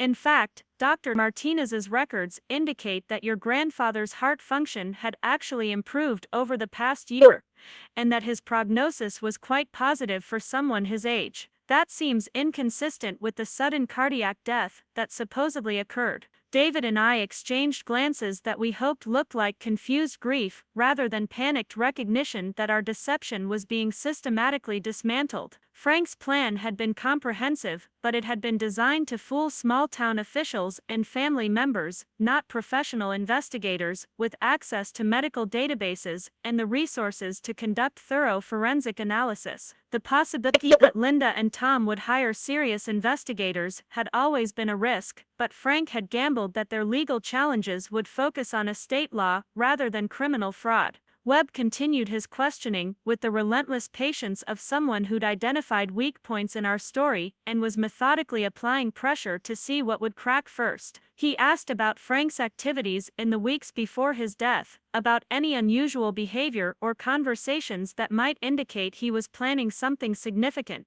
He asked about the farm's financial records and whether there had been any unusual transactions or asset transfers that might suggest Frank was preparing for something other than natural death. The investigation had been more thorough than we'd realized. Webb's team had interviewed neighbors, reviewed bank records, analyzed phone and internet usage patterns, and even examined satellite imagery of the farm property during the critical time period around Frank's supposed death. They'd identified inconsistencies and anomalies that suggested planned activity rather than sudden crisis, and their questions revealed that they'd developed a working theory about what might have actually happened. Miss Mitchell, we have evidence that your grandfather made several unusual purchases in the months before his death, Webb said, pulling out printed receipts and bank statements that made my blood run cold. Camping equipment, non-perishable food supplies, propane tanks, battery-powered electronics, and several other items, consistent with someone preparing for an extended period away from home.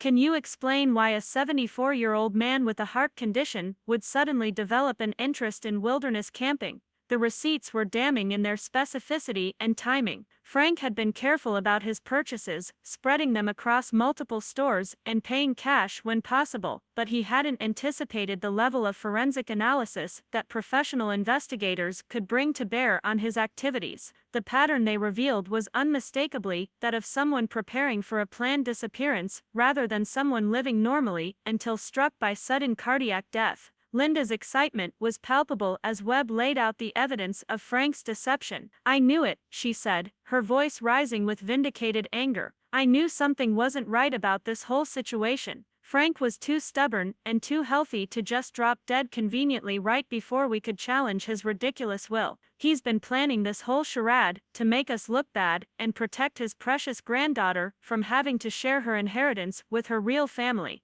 Tom was more focused on the legal implications of what Webb was revealing. If Frank faked his death, then everything that's happened since then is fraud. The will reading, the estate proceedings, the protective orders, all of it is based on false pretenses. Sarah and David had been knowingly participating in insurance fraud, estate fraud, and probably half a dozen other felonies. They could be looking at serious prison time, and the entire estate could be subject to criminal asset forfeiture. The weight of those potential consequences was crushing, but even more overwhelming was the realization that Frank's carefully planned strategy was collapsing in real time. All of his preparation, all of his documentation, all of his sophisticated understanding of legal procedures and family psychology was being systematically dismantled by investigators who operated in a different arena entirely. The game had changed, and we were no longer playing by rules that Frank had anticipated or prepared for. Webb was clearly building towards some kind of ultimatum or final revelation, and his next words confirmed my worst fears about where this confrontation was heading. Miss Mitchell, Mr. Mitchell, I'm going to give you one opportunity to cooperate with this investigation voluntarily.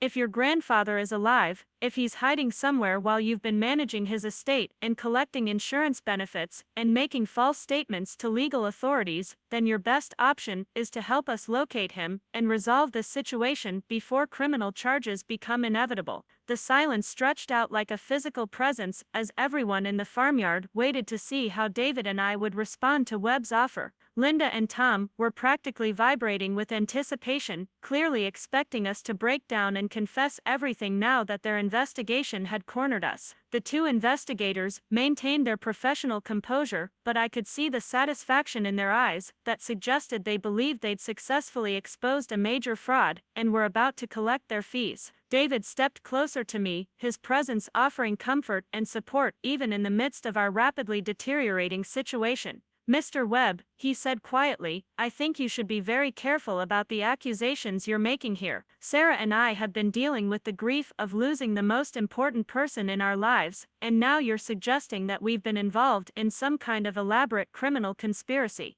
That's a serious allegation that you'd better be prepared to prove in court rather than just throwing around in someone's driveway. But even as David tried to maintain our defensive position, I could feel the inevitability of what was coming. Frank's deception had been brilliant in its conception and thorough in its execution, but it had been based on assumptions about his opponent's resources and capabilities that were proving incorrect. Linda and Tom had invested more money and effort in their investigation than Frank had anticipated, and they'd hired professionals whose expertise exceeded what a Vermont dairy farmer could reasonably plan for. The decision to end the deception came suddenly, crystallizing in my mind with the same clarity that had guided Frank through decades of difficult farming decisions. We could continue fighting Webb's investigation, hiring our own experts and legal advisors to challenge his evidence and methodology, but that path led only to escalating costs and increasing legal jeopardy with no guarantee of success. More importantly, continuing the lie meant involving more innocent people in our deception and causing additional pain to a community that was still grieving Frank's supposed death. Mr. Webb, I said, my voice sounding strangely calm despite the chaos of emotions swirling through my chest, before we go any further with this conversation, I think there's someone you should meet. I pulled out my phone and dialed the number I'd been calling every evening at 9 o'clock for the past 6 weeks. When Frank's voice answered with his usual "Patsy, is that you?" I put the phone on speaker and held it out toward our assembled audience. The effect was immediate and electric. Linda gasped audibly and stumbled backward as if she'd been physically struck. Tom's face went through a series of expressions that ranged from confusion to recognition to something that might have been relief or might have been rage. Webb and his partner exchanged glances that suggested this wasn't entirely unexpected, but they were clearly surprised by the directness of the revelation and the casual way I'd chosen to make it. Hello, Linda. Hello, Tom. Frank's voice came through the phone speaker with the same steady calmness he'd always brought to difficult conversations. I understand you've been looking for me? Well, you found me. I'm about 20 miles north of the farm, sitting in my old hunting cabin, listening to you accuse my granddaughter and her husband of crimes they committed only because they love me enough to help me protect everything I've built from people who never cared about anything except my bank account. The silence that followed Frank's words was profound and multi-layered. Linda's grief had been genuine, I realized, but it had been grief for the father she'd lost emotionally years ago, rather than grief for the man who'd supposedly died 6 weeks earlier. Tom's calculations were visibly spinning as he tried to process the legal and financial implications of Frank being alive and having witnessed their behavior during what they'd thought was his posthumous estate settlement. Webb and his partner were clearly recalibrating their understanding of the situation and considering how this development affected their investigation and their client's legal position. Frank continued speaking into the stunned silence, his voice carrying the authority of someone who'd been planning this moment for months and was finally ready to have the conversation that had been postponed but never avoided. Linda, Tom, I've been watching and listening while you two showed everyone in Millbrook exactly who you really are. You couldn't even wait until my body was cold before you started calculating how much my death was worth to you. You hired lawyers and investigators and private detectives, but you never once asked whether Sarah was okay or whether she needed emotional support during what you thought was the worst loss of her life. Linda found her voice first, though it came out as more of a croak than her usual controlled speaking tone. Daddy, how could you do this to us? How could you put us through a funeral and estate battles and all of this pain when you were alive the whole time? We thought you were dead. We grieved for you, we mourned you. Her words carried genuine anguish, but underneath the pain was an anger that seemed focused more on being deceived than on being reunited with a father she'd thought was lost forever. Frank's response was gentle but implacable. Linda, you grieved for about 48 hours and then you spent the next 6 weeks trying to figure out how to get your hands on my money. You didn't mourn me, you mourned the inheritance you thought might be slipping away from you. Sarah's been taking care of this farm and this legacy for 23 years. You've been taking care of your own interests. The difference is pretty clear to anyone who's been paying attention. Tom's approach was characteristically focused on practical consequences and legal implications. Frank, what you've done here is fraud on multiple levels. Insurance fraud, estate fraud, probably tax fraud, and conspiracy charges for everyone involved. You could be looking at federal prison time, and you've dragged Sarah and David into potential felony charges. Was protecting your precious farm really worth destroying your granddaughter's entire future? But Frank had been anticipating exactly this response, and his answer revealed the final element of his comprehensive planning that none of us had fully understood until this moment. Tom, I never filed any insurance claims. I never collected any death benefits. I never made any false statements to federal authorities or financial institutions. I disappeared voluntarily and allowed people to make assumptions about what happened to me. Sarah and David helped me implement a plan to protect my estate from people who were already planning to destroy everything I'd built before my body was even in the ground.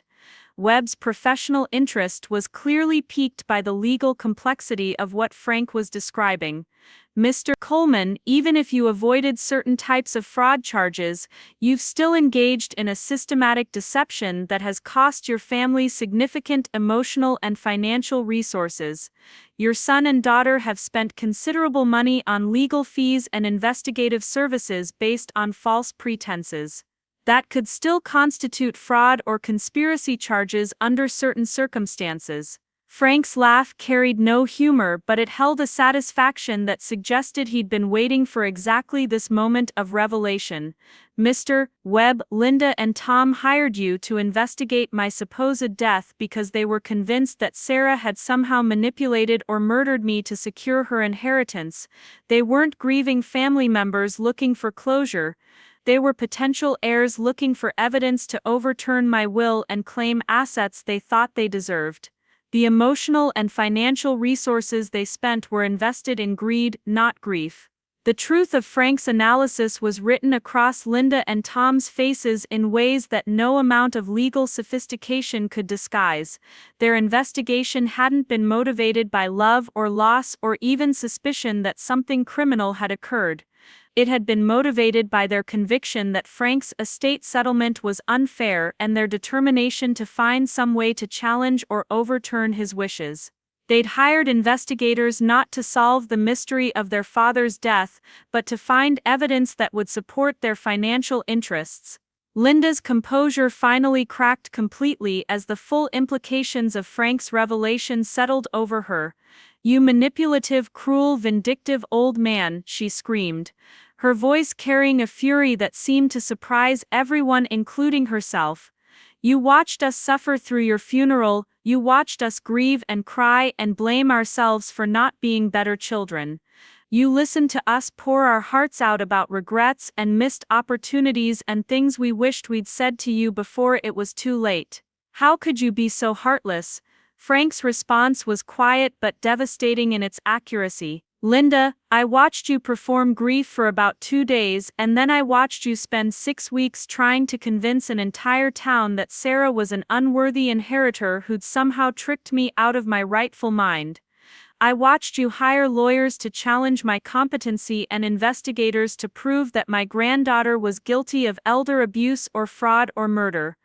I watched you turn my funeral into a networking opportunity and my estate into a business transaction. If that's what heartless looks like, then I guess I learned it from watching you." The confrontation in the farmyard had attracted attention from neighbors and passers-by who'd noticed the unusual gathering of cars and people. Eddie Martinez was approaching from his truck, clearly concerned about what appeared to be some kind of crisis at the Coleman farm. Mrs. Rosewood was visible in her garden, not approaching but obviously monitoring the situation with the protective attention of someone who considered Sarah and David part of her extended family network.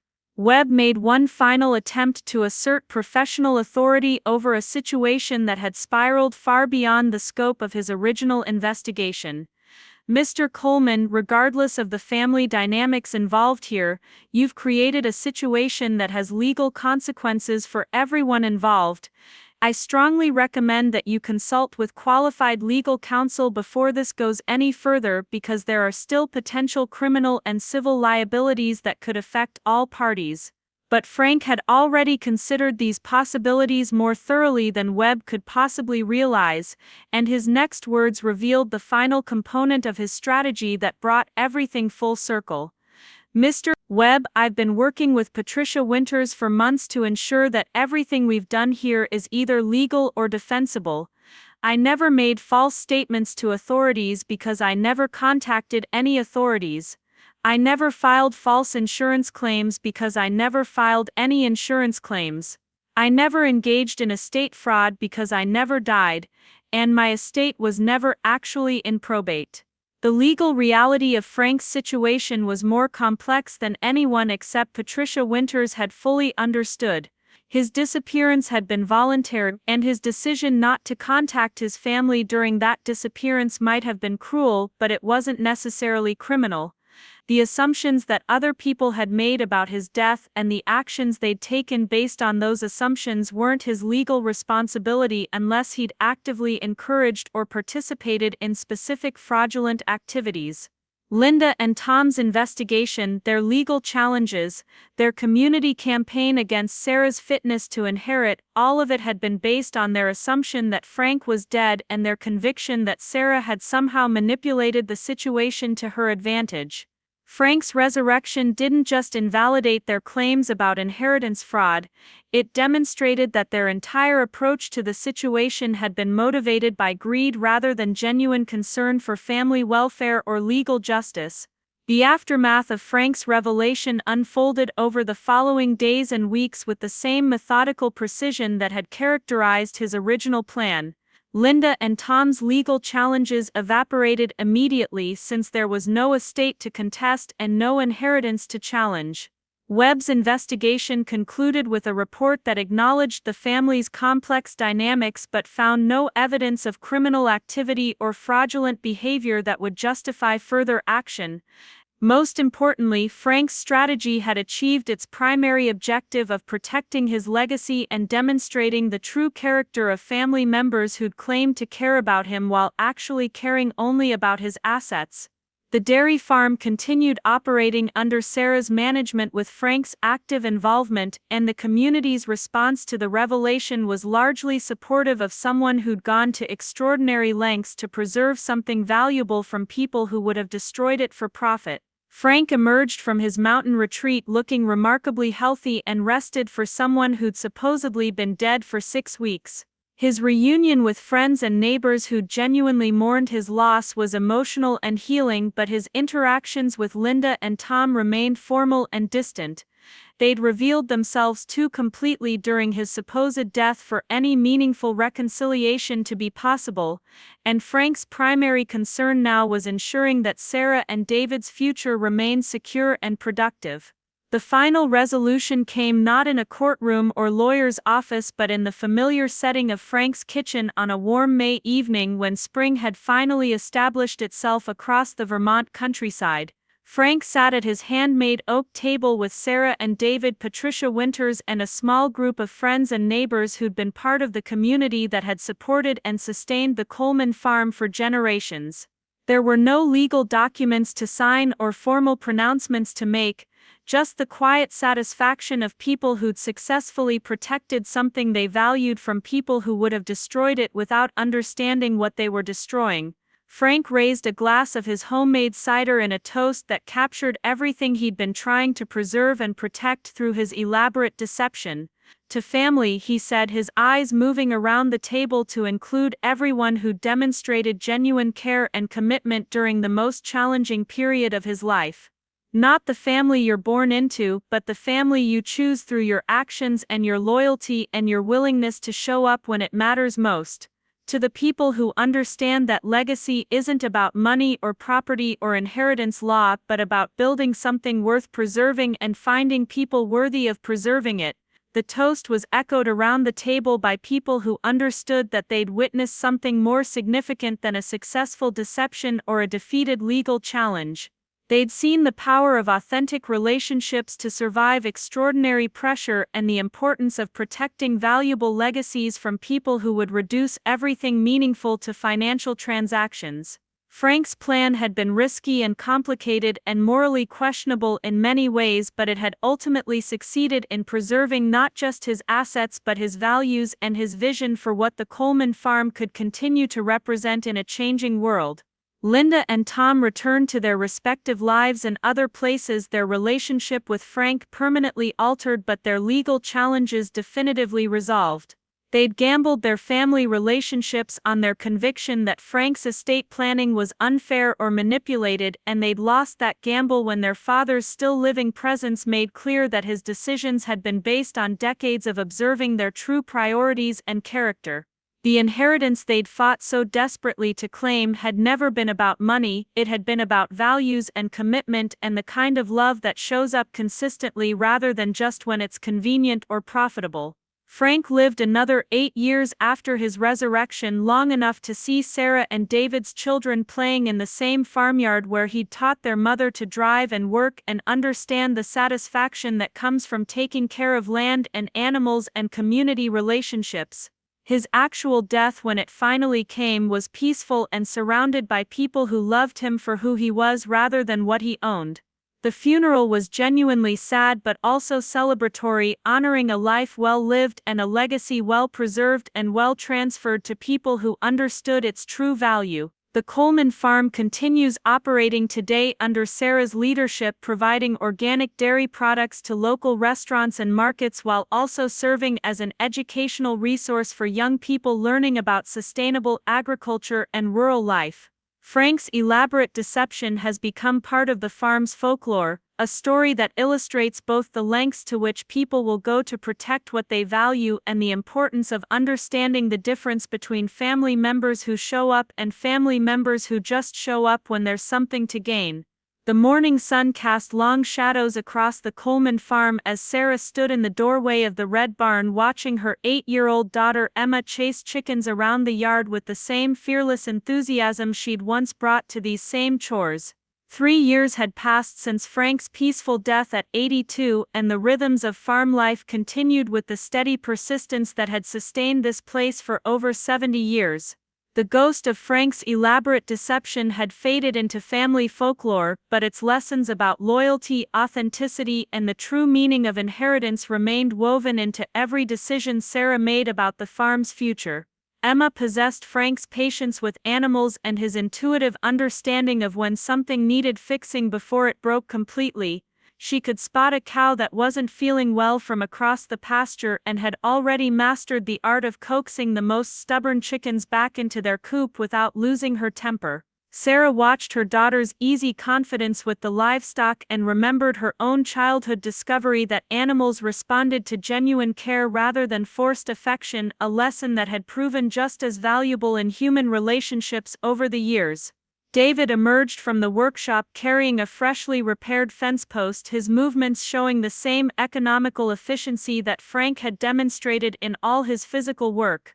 The years of farming had shaped David's body and hands in ways that his forestry background had only begun, giving him the particular kind of strength that comes from daily engagement with tools and weather and the endless small crises that define agricultural life. He'd found his place in the Coleman legacy not by trying to replace Frank but by bringing his own skills and perspective to the continuing work of sustaining this piece of Vermont countryside. The farm itself had evolved considerably since Frank's resurrection and subsequent peaceful death. Sarah had expanded the organic certification to include vegetables and herbs, developing relationships with high-end restaurants in Burlington and Montpelier, who valued the consistent quality and seasonal availability of produce grown with methods that prioritized soil health over immediate profit. The dairy operation remained the financial foundation of the enterprise, but the diversification provided both economic stability and the kind of varied work that kept farming interesting rather than monotonous. Marcus Thompson, now 24 and married with a baby daughter of his own, served as the farm's assistant manager and Sarah's likely successor when she eventually decided to step back from daily operations. The troubled teenager who had mourned Frank's fake death had grown into a steady, thoughtful young man whose own difficult childhood had given him insight into the importance of places like the Coleman farm in providing stability and purpose for people who needed both. Marcus brought a dedication to the work that reminded Sarah of her own commitment at his age when the farm had represented not just a home but salvation from chaos and uncertainty. The relationship between Sarah and her parents had settled into a state of polite distance that satisfied no one but hurt no one either. Linda sent birthday cards and Christmas gifts that were always thoughtful and expensive, but their conversations remained surface level and carefully neutral, avoiding any topics that might resurrect the conflicts that had divided them during Frank's elaborate deception. Tom maintained even less contact, limiting their interactions to brief phone calls on major holidays and the occasional email about family news that might affect estate planning or tax implications. Patricia Winters had retired from law practice the year after Frank's actual death, but she remained a frequent visitor to the farm and an informal advisor on the various legal and business decisions that arose in managing such a complex agricultural operation. Her handling of Frank's deception and its aftermath had become something of a local legend among Vermont attorneys, studied as an example of how thorough preparation and intimate client knowledge could navigate even the most complicated family dynamics and legal challenges. The community's response to Frank's resurrection and eventual death had revealed the depth of genuine affection and respect that surrounded the Coleman farm in ways that went far beyond simple neighborly courtesy. Eddie Martinez had become something of an unofficial historian of Frank's life and legacy, collecting stories and photographs that documented not just the farm's evolution but its role in the broader development of Millbrook's agricultural community. These archives would eventually become part of a local history project that celebrated the persistence and adaptation of Vermont farming families across multiple generations.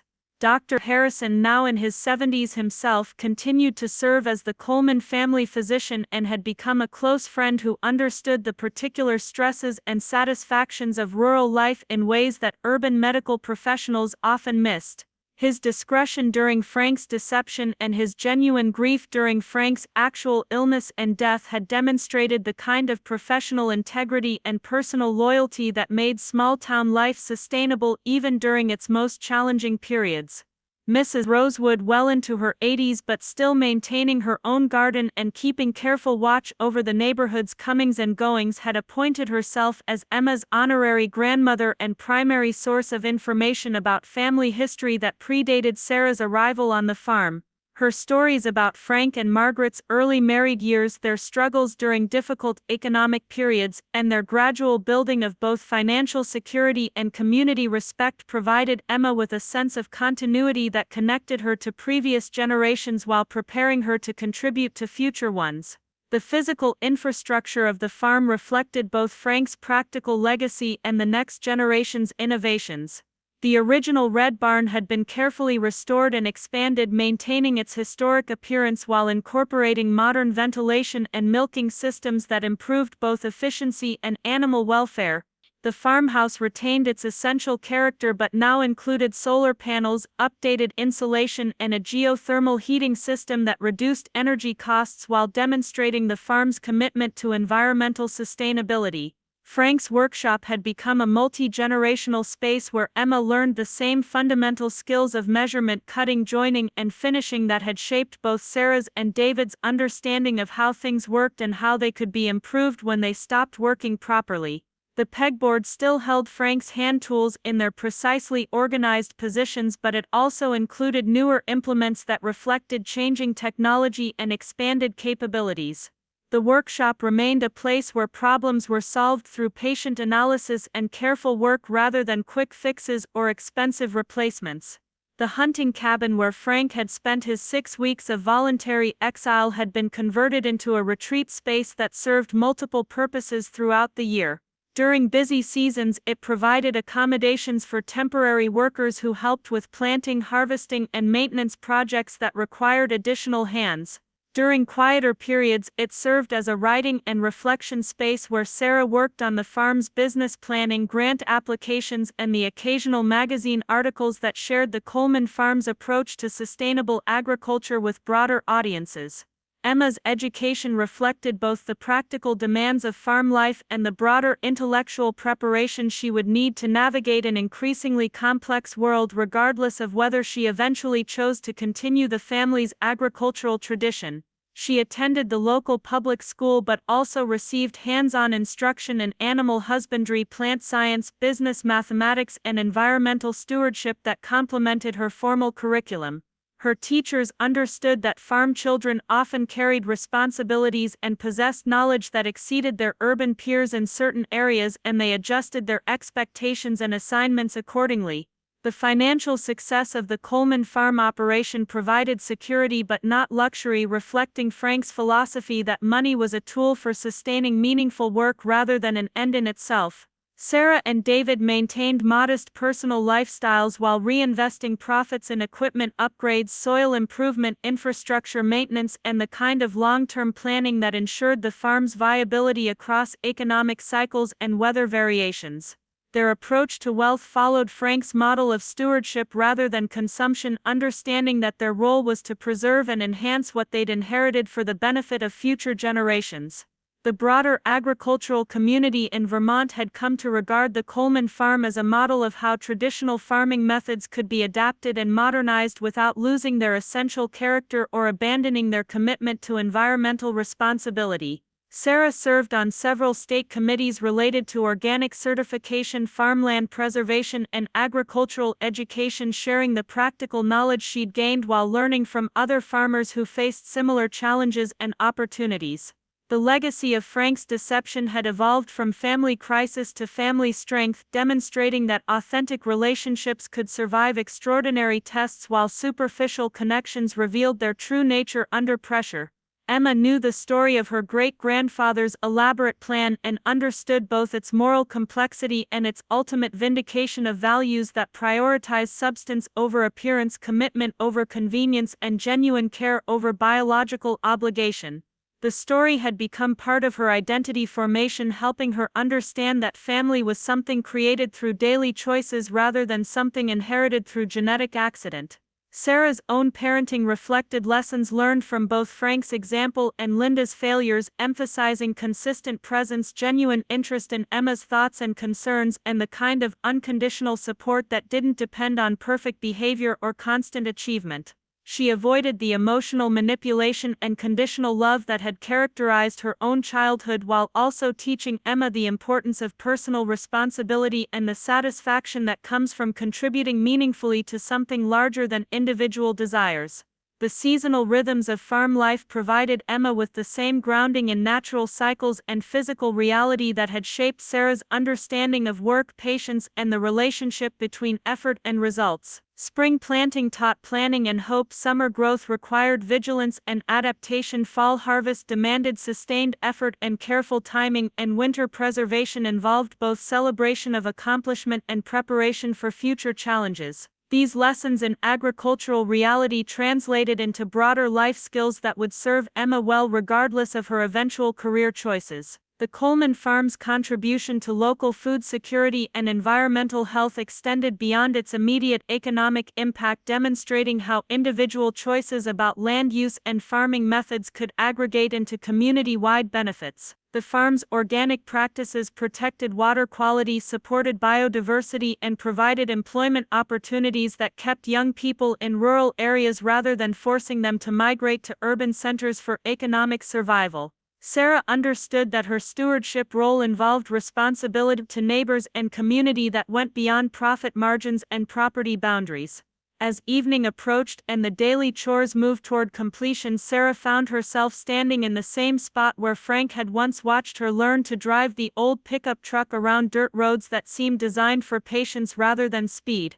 Emma was helping David check the fence lines, her young voice carrying across the pasture as she pointed out a loose post that would need attention before the weekend. The continuity was both comforting and inspiring, suggesting that the values Frank had lived and taught would persist through another generation regardless of external pressures or changing economic conditions. The sun set behind the Green Mountains with the kind of spectacular beauty that Vermont residents learned to appreciate without taking for granted, painting the sky in colors that photographers never quite captured accurately. Sarah breathed in the familiar sense of hay and animals and growing things, understanding that she was exactly where she belonged and exactly where Frank had hoped she would be when he'd first welcomed a scared 9-year-old into his kitchen and offered her a place to belong. The circle remained unbroken, the legacy continued, and the next chapter was already beginning to write itself through Emma's laughter and David's patient teaching and the endless renewal that defined both farming and family at their best. Up next, you've got 2 more standout stories right on your screen. If this one hit the mark, you won't want to pass these up.